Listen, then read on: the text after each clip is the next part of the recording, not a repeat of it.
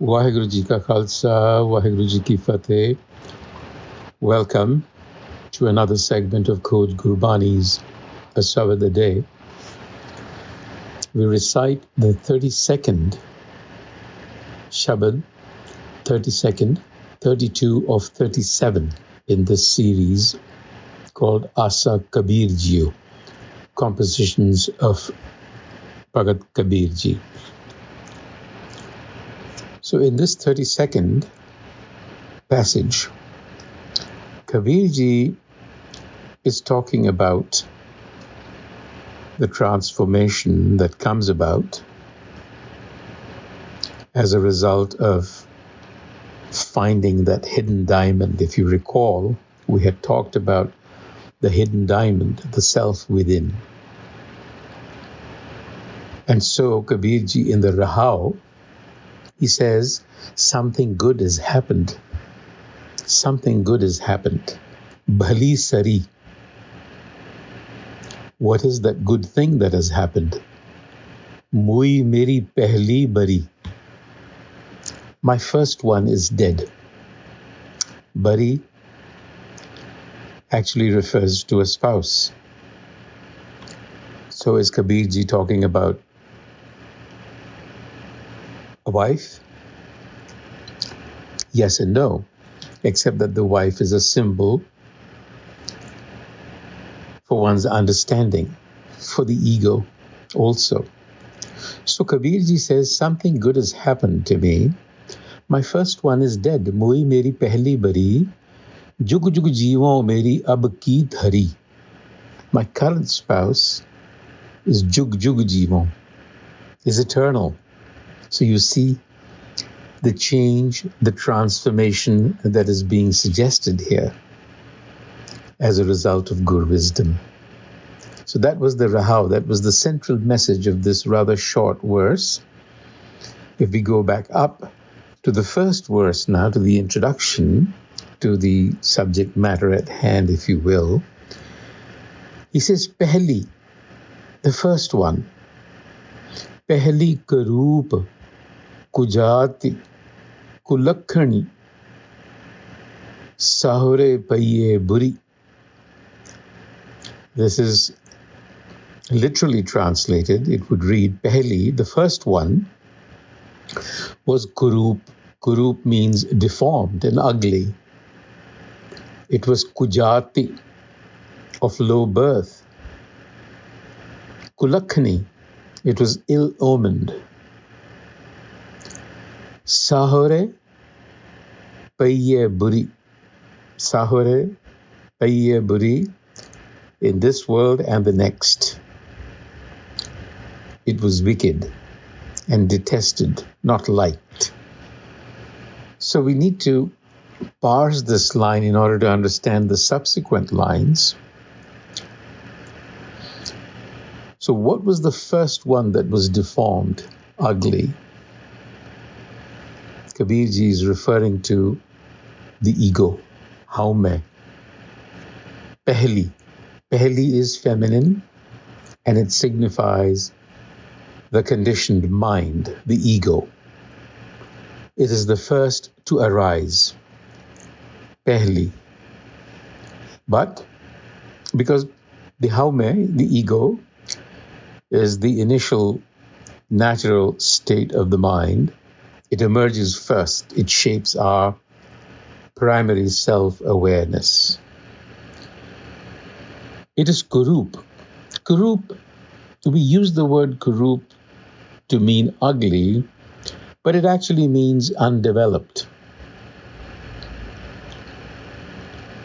ill-formed. It's not fully developed. So our ego at birth, an infant's awareness, is primarily centered on its physical existence, on the sense of I am, hao. Haume, remember, is made of two words, hao and me. One is possessive, one is awareness of one's boundary. So hao is a raw and unrefined perception of the self. And then, as the individual grows, this basic sense of the self, hao, evolves through social and cultural influences, memes as we call them.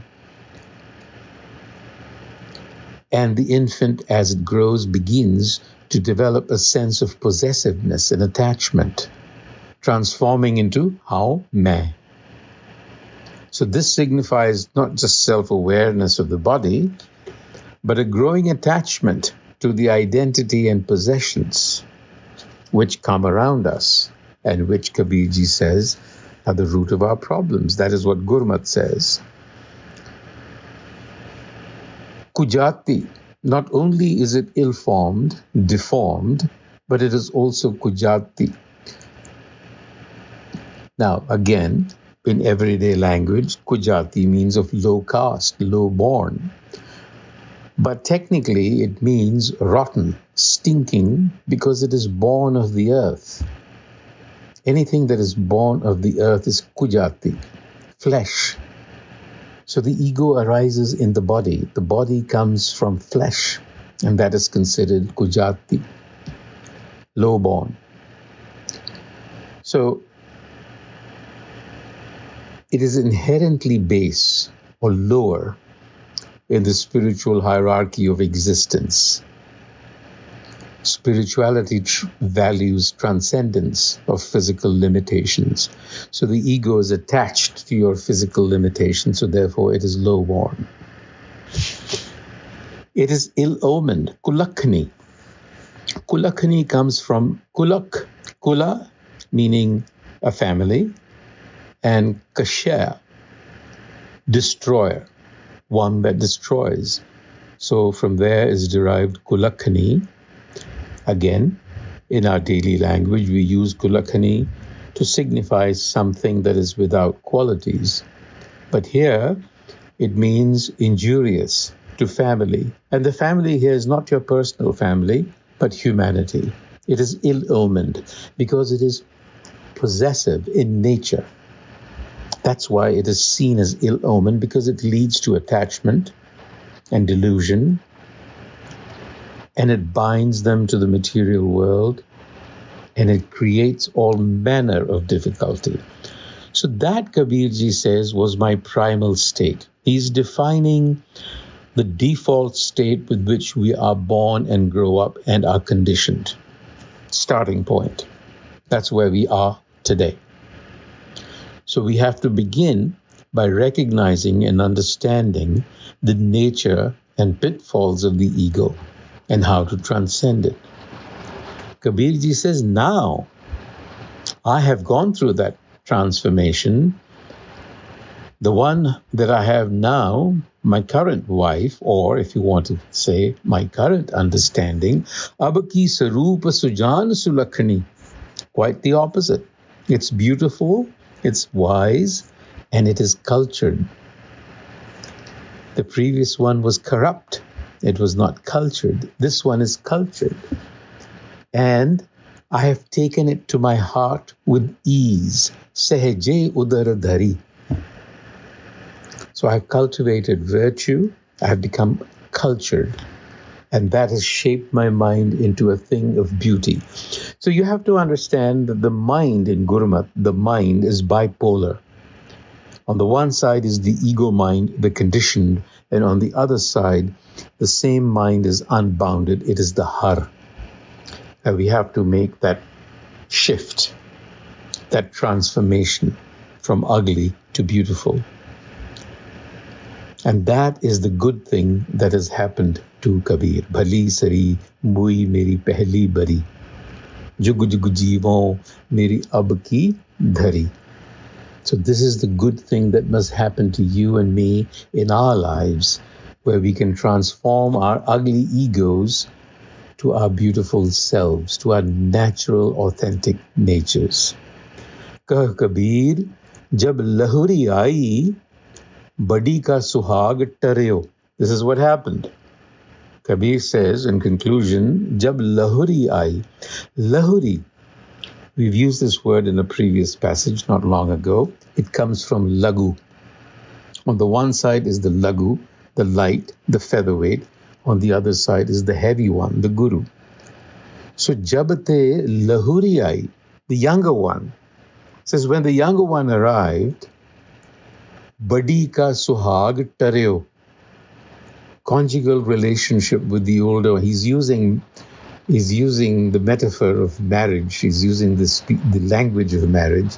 He says, my conjugal relationship with the older one, Badi ka suhag tareo. Tareo means it was over. I stopped having relationships with my original thinking. So you see what a radical breakthrough is being asked for. It's radical. Kabirji is saying, I have nothing to do with my conditioned thinking. I've changed my behavior. I've changed my outlook through Guru wisdom. So Lahuri, because it's light, it doesn't carry the weight of ego, is spiritual awakening. It is a symbol of spiritual awakening. And when you are spiritually awake, then you do not have any relationship with the ego. It's gone. And then he says in conclusion, Lahuri Sangha Bhai Ab Mera.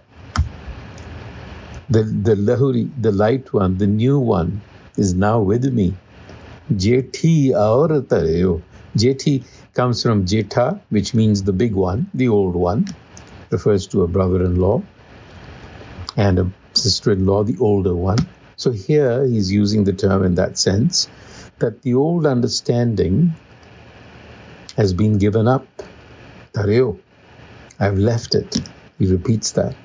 Or you can understand this to mean Jethi aur tareo, meaning it has gone and taken on another husband, because that's the nature of the ego. So this is the transformation that we are being asked for. This is what is called for, and this is what we have to prepare ourselves for. You have to break down the walls of your egoic conditioned thinkings. Don't assume that you are right or that you know everything, because that is what the ego says. So there, you have to move into that sacred space within you. You still have to use your brain and your mind, but you have to use it from a different perspective. And that comes through a great deal of meditation and contemplation. By meditation, I mean reflecting deeply on a subject. First to understand this, and then to begin to feel this. Unitive experience. Vaheguru Ji ka Khalsa, Vaheguru Ji ki Fateh.